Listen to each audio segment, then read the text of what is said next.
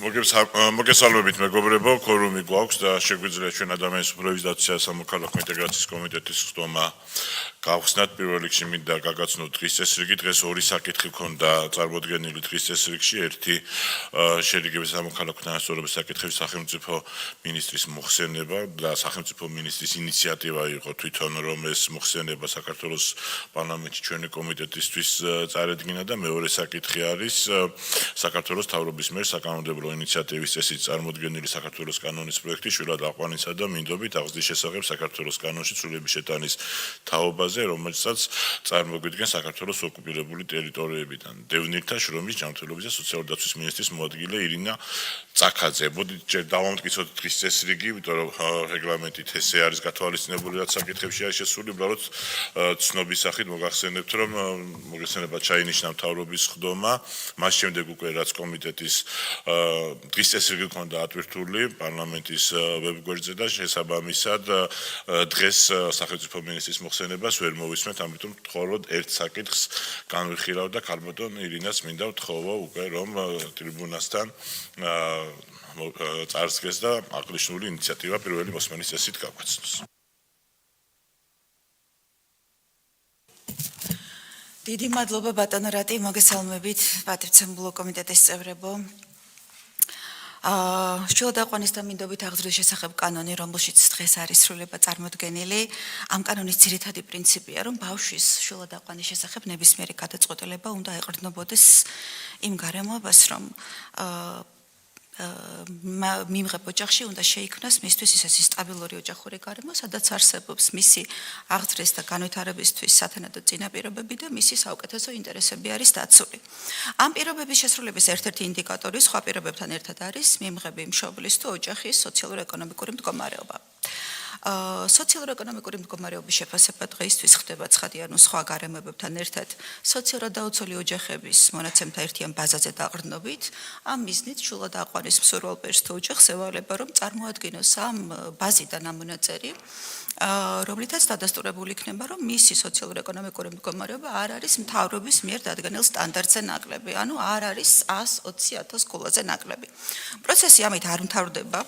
შვილად აყვანის რეგისტრაციის შემდეგ ამავე პირს ევალება, რომ ყოველწლიურად განმეორებით გაიაროს ეს შეფასება, წარმოადგინოს ამ მონაცემთა ბაზიდან გულის ამ მონაწერი, წინააღმდეგ შემთხვევაში ის რეგისტრაციიდან მოიხსნება. ეხლა რაც შეეხება მეორე მხარეს, ანუ თვითონ ამ სოციალურად დაუცველ ოჯახთა მონაცემთა ერთიან ბაზას. ეს ბაზა თავის დროზე, როდესაც შეიქმნა, მას ჰქონდა თავისი მიზნები და დღესაც აქვს იგივე მიზნები. ანუ მისი ფორმირება ხდება სპეციალური მეთოდოლოგიის გამოყენებით და მისი მიზანია, რომ გამოკვეთოს ის ოჯახები, შინამეურნეობები, როგორც მას ჩვენ ვეძახით, რომლებსაც სახელმწიფოს მხრიდან დახმარება ყველაზე უფრო მეტად ჭირდებათ. და სახელმწიფო სახსრებიც მიზნობრივად იყოს მიმართული ამ ოჯახების ფულადი დახმარებისკენ ყოველთვიურად გაცემული საარსებო შემწეობის სახით. და არა მარტო საარსებო შემწეობის, იმიტომ რომ თქვენ მოგახსენებათ, რომ სოციალურად დაუცველთა ბაზაში რეგისტრირებული ოჯახებისთვის არის შეღავათების და ბენეფიტების მთელი სხვადასხვა კატეგორიები, სახელმწიფო შეღავათებსაც ეხება, მუნიციპალურ შეღავათებს, კომუნალურ სუბსიდირებას, თავისთავად საარსებო შემწეობას, გაუმჯობესებულ ჯანდაცვის პაკეტს და ასე შემდეგ. აქედან გამომდინარე, ნახეთ, ჩვენ ერთი მხრივ გვიდგა საჭიროება, რომ დავადასტუროთ შვილად ამყვანი პირის თუ ოჯახის მყარი მატერიალური და სოციალურ-ეკონომიკური მდგომარეობა და მეორე მხრივ გვაქვს სოციალურად დაუცველი ოჯახების მონაცემთა ერთიანი ბაზა, რომელსაც აქვს აბსოლუტურად სხვა მიზნები და თვითონ სახელწოდებაც განაპირობებს ამას, რომ იქ უნდა იყვნენ ასახული სოციალურად დაუცველი ოჯახები. და გარდა ამისა, თვითონ შვილად ამყვანის სოციალურ-ეკონომიკური მდგომარეობის დადასტურებისთვისაც არ არის ეს ძალიან კარგი გზა, იმიტომ რომ ხშირად მარტო ქულის ჩვენება ფორმალურ ხასიათს ატარებს და განსაკუთრებით არის ბიუროკრატიული ბარიერი და დამტვირთველია, როცა ჩვენ ყოველწლიურად ვთხოვთ ამ ოჯახებს თავისი სოციალურ-ეკონომიკური მდგომარეობის განმეორებით შეფასებას და გადამოწმებას. ამიტომ ჩვენ გთავაზობთ, რომ შემოვიღოთ გაუმჯობესებული მექანიზმი, რომელიც ერთი მხრივ იქნება ორიენტირებული იმაზე, რომ უკეთესად, უფრო რეალისტურად დავადასტუროთ შვილად ამყვანი პირის მყარი მატერიალური მდგომარეობა და მეორე მხრივ ერთხელ და სამუდამოდ სოციალურად დაუცველი ოჯახების მონაცემთა ერთიანი ბაზა დავამსგავსოთ ამ ბაზას, დავამსგავსოთ იმას, რისთვისაც ის თავის დროზე იყო შექმნილი და მოგონილი და იქ ავსახოთ მხოლოდ ის კატეგორია, რომელიც არის სოციალურად დაუცველი და არა პირიქით ის კატეგორია, რომელსაც სურს რომ დაადასტუროს თავისი მყარი მატერიალური მდგომარეობა.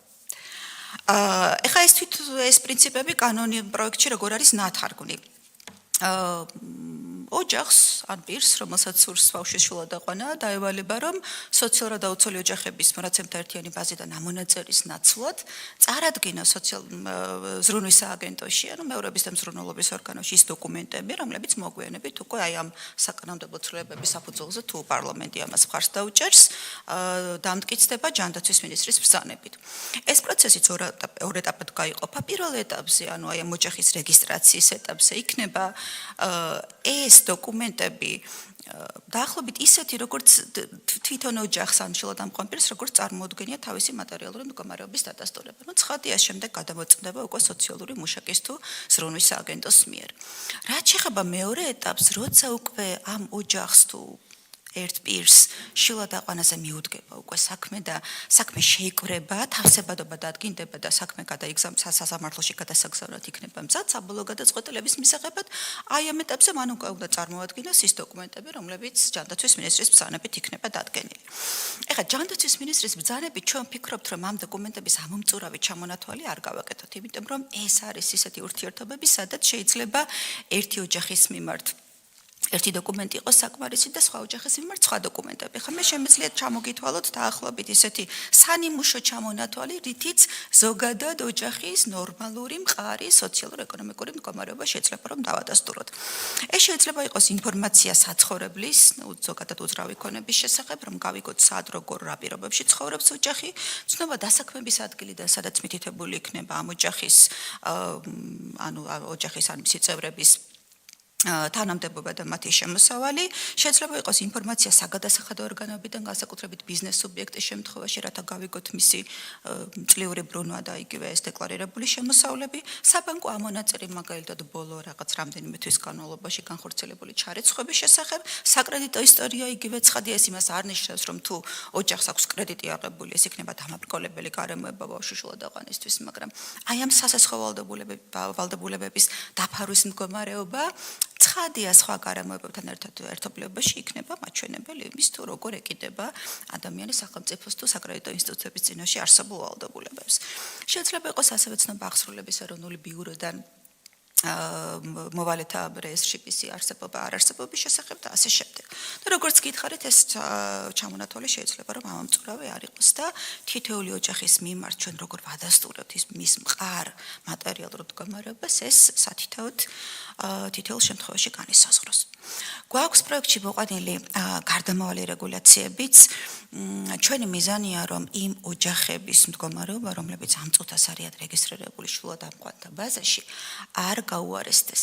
აქედან გამომდინარე ნახეთ ის 1500 ოჯახი თუ მშვილებელი პირი, რომელიც დღეს ყოფს ბაზაში, მათ პირველი ეტაპის დოკუმენტაციის წარდგენის ვალდებულება უკვე ჩაეთვლება დაკმაყოფილებულად, იმიტომ რომ ისინი რომ თავის დროზე, როდესაც დაარეგისტრირდნენ, მათ ცხადია სოციალურად დაუცველი ოჯახების მონაცემთა ერთიანი ბაზიდან შესაბამისი ამონაწერი წარმოადგინეს.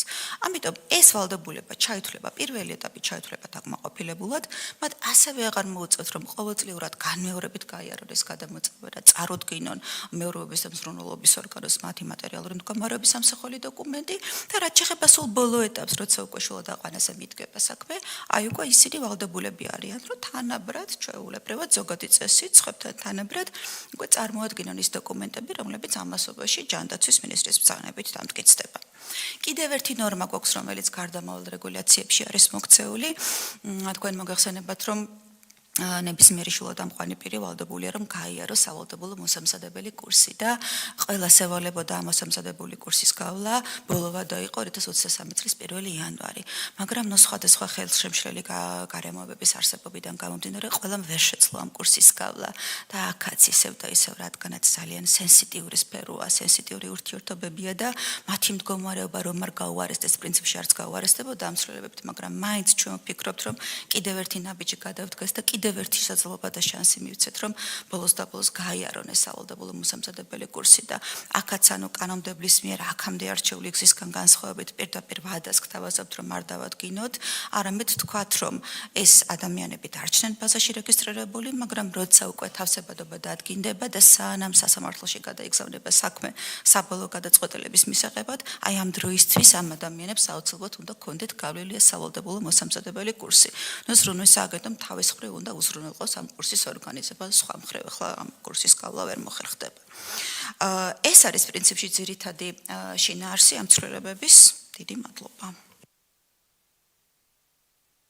დიდი მადლობა ქალბატონო ირინე, ფიქრობ საკმაოდ ამომწურავად და დეტალურად წარუდგინეთ კომიტეტს ის ძირითადი საკითხები, ცვლილებები შედის ამ ინიციატივაში და ჩემი მსხვერპლად მინდა აღვნიშნო, რომ ადამიანის უფლებების ჭრილიდან დანახული ეს ინიციატივა ნამდვილად წარმოადგენს პროგრესულ დოკუმენტს და ცხადია იქნება ჩემი მხარდაჭერა და იმედი მაქვს კომიტეტისაც. კითხვები ხომ არ გაქვთ კოლეგებო, ბატონო ზურაბ, ხო? მოგესალმებით კოლეგებო, მოგესალმებით ქალბატონო ირინე. ერთი კითხვა მაქვს. ეს ალბათ ნათესავებზეც ვრცელდება, ხო, ეს რეგულაცია და კანონიც. რატო ვსაუბრობ? ყურეთ, მქონია მე თვითონ შემთხვევა გარკვეულ ოჯახთან, რომ პირველად მეურვეობას ვერ გაუწევდა პირდაპირ პირველი რიგის ეგრეთ წოდებული ნათესავი არ იყო, მაგრამ ეს ახსაზდელი ძალიან კარგად იცნობდა ამ ოჯახს. მაგრამ გართულებული გარკვეული ბიუროკრატიის გამო ძალიან ბევრი წელი მიმდინარეობდა ამაზე დავა. და რაღაცა ამ კუთხით რას ფიქრობთ ზოგადად? შეიძლება ეს არ იყოს თქვათ ათასობით შემთხვევა, მაგრამ არის თუნდაც ერთეული შემთხვევა. ამ შემთხვევაში შეიძლება არა მხოლოდ სოციალ-მატერიალური თვალსაზრისით, არამედ რაღაც ფსიქოლოგიური თვალსაზრისითაც გავითვალისწინოთ, როდესაც თქვათ მომლოდინე რეჟიმში თუნდაც ახსაზრდელი რადონის ფსიქოლოგიური პრობლემის წინაშე აღმოჩნდება. გარკვეული, მოკლედ მაგალითი რო გითხრათ, გარკვეული უბედური შემთხვევის შედეგად ბავშვი დარჩა სრულად უპატრონო და ნათესავი ვერ ახერხებდა ვერანაირად მეურვეობას მასზე. მადლობა. მადლობა ბატონო ზურაბ, სხვა კითხვებიც ხომ არ გაქვს, მეტი კითხვები არ არის, ხო ქალბატონო ირინე. დიდი მადლობა კითხვისთვის. ნახეთ რა შეასაქმეთ, ჩვენ გვაქვს დღეს შვილადაყვანის უპირატესი უფლების მქონე პირთაწრე განსაზღვრული. აქ არ არის, ესე იგი, ნათესაური მინდობით აღზრდა, ის არის მინდობით აღზრდის ერთ-ერთი ფორმა, მაგრამ როცა შვილადაყვანაზეა საუბარი, გერის შვილადაყვანა, ანუ მეუღლის შვილის შვილადაყვანა, ეს არის უპირატესი უფლების განმახორციელებელი, მინდობით აღზრდაში მყოფი ბავშვის შვილადაყვანა, ეს არის უპირატესი უფლების მაჩვენებელი და კიდევ რამდენიმე გარემოება. აქედან გამომდინარე, დიახ, ნათესაური შვილადაყვანაც არის, ამაში შედის, როგორც უპირატესი უფლების, ასე ვთქვათ, წინაპირობა. უპირატესი უფლებით ვინც სარგებლობს ის ოჯახი თუ პირია ბავშვის შვილადაყვანის, მათაც ეს ცვლილებები გავრცელდება, ოღონდ ნახეთ აქ როგორი სიტუაცია. დღეს მოქმედი კანონმდებლობა ამბობს, რომ აი ეს სოციალურად დაუცველი ოჯახების მონაცემთა ერთიანი ბაზიდან ამ მონაწერის წარდგენის ვალდებულება არ ვრცელდებოდა არა მხოლოდ ნათესავზე, არამედ მთელ იმ პირთაწრეზე, ვისაც ჰქონდა ვინც სარგებლობდა შვილადაყვანის უპირატესი უფლებით. ეს მიდგომა დღეს ჩვენც შენარჩუნებული გვაქვს, იმიტომ რომ აი იმ პირველ ეტაპზე, როგორც მოგახსენეთ, რომ აი როცა რეგისტრირდება ოჯახი თუ ერთი ცალკეული პირი შვილადაყვანის მსურველად, მას ზოგადად უწევს თავისი მატერიალური მდგომარეობის დადასტურება, მაგრამ ეს არ ვრცელდება შვილადაყვანის უპირატესი უფლების მქონე პირთა წრეზე. მათ შორის არც ნათესავზე. მაგრამ აი რაც შეეხება მეორე ეტაპს, აქ ახლა პრინციპია, რომ როგორც ახლა თავიდანვე ვთქვი, შვილადაყვანის პროცესის დასრულების შემდეგ ბავშვი უნდა მოხვდეს ოჯახში, სადაც არის მყარი, სტაბილური ოჯახური გარემო. და სადაც არის ყველა პირობა იმისთვის, რომ მისი აღზრდის და განვითარებისთვის იყოს სათანადო პირობები და მისი საუკეთესო ინტერესები იქნეს დაცული. აქედან გამომდინარე, ნახეთ თუ იგივე ნათესაური შვილადაყვანის დროს, იგივე გერის შვილადაყვანის დროს, იგივე მინდობით აღზრდაში მყოფი ბავშვის შემდეგ შვილადაყვანის დროს, ანუ ნებისმიერ იმ დროს, როცა ადამიანი სარგებლობს შვილადაყვანის უპირატესი უფლებით. მინიმალურ სტანდარტს თუნდაც აი ამ მატერიალური მდგომარეობის უნდა აკმაყოფილებდეს ეს პირითი ოჯახი, მაგრამ ეს სტანდარტი იქნება უფრო დაბალი ვიდრე სხვა ნებისმიერი ოჯახის შემთხვევაში, ვინაიდან ეს ახლა დღეს მოქმედი კანონის მიდგომაა და ამ მიდგომას ჩვენ შევინარჩუნებთ. კეთილი, დიდი მადლობა. დაზუსტება ხო არ გსურთ, ბატონო ზურაბ?